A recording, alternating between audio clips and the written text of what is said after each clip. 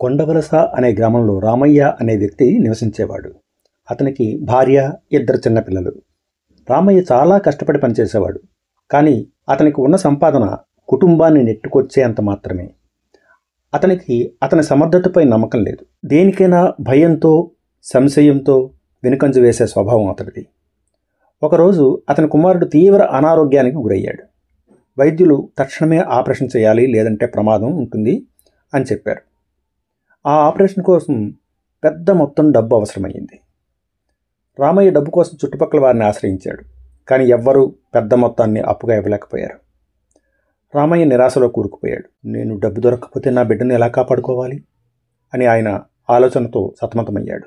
ఆ ఊరిలో ప్రతి ఏడాది పోటీలు నిర్వహిస్తూ ఉంటారు.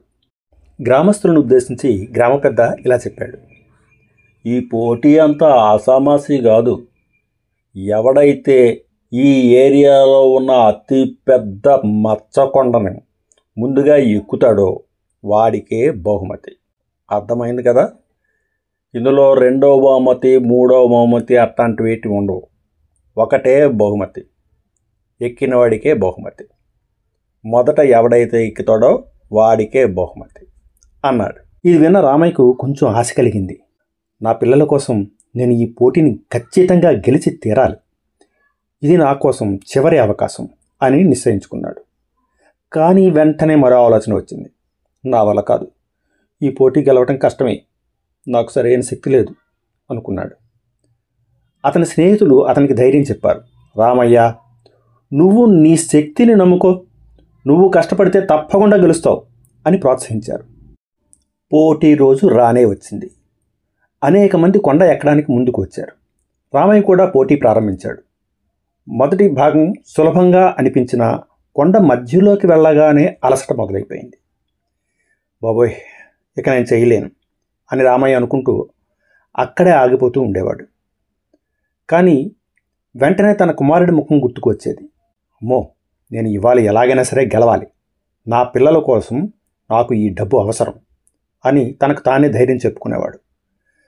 తన పిల్లల కోసం అవసరమైన ప్రేమ, తన స్నేహితుల మాటలు అతనికి బలాన్నిచ్చాయి. ఒక్కో అడుగు ముందుకేసి చివరికి రామయ్య కొండపైకి చేరాడు. పోటీని గెలిచి కిందకి వచ్చాడు. గెలిచిన రామయ్యను చూసి గ్రామస్తులంతా చాలా సంతోషించారు. అతను తీసుకున్న నగదుతో తన కుమారుడికి ఆపరేషన్ చేయించగలిగాడు. రామయ్య, నమ్మకం ఎంత బలమైనదో చూసావా? ఇప్పుడైనా ఇక నుంచి నువ్వు ప్రతి పని ధైర్యంతో చెయ్యి. అర్థమైందా? నువ్వు ఎప్పుడైతే ధైర్యంగా చేస్తావో అప్పుడే నీకు అన్నీ కలిసి వస్తాయి. మాటి మాటికి ఇలాంటి పోటీలు ఎట్టే అవకాశం కుదరదు. అన్నీ మనమే చూసుకోవాలి అని గ్రామ పెద్ద బుద్ధి చెప్పాడు. ఆ రోజు నుంచి రామయ్యకు తన శక్తి మీద పూర్తిగా నమ్మకం పెరిగింది. ఈ కథలోని ఉన్న నీతి ఏంటంటే, తన మీద తనకు నమ్మకం ఉంటేనే మనిషి ఏదైనా సాధించగలడు. జీవితంలో ఎన్ని కష్టాలైనా మన శక్తిని విశ్వసించి ముందుకు సాగితే విజయాన్ని అందుకోవడం ఖాయం. ఈ కథ మీకు నచ్చినట్టయితే లైక్ చేయండి, షేర్ చేయండి.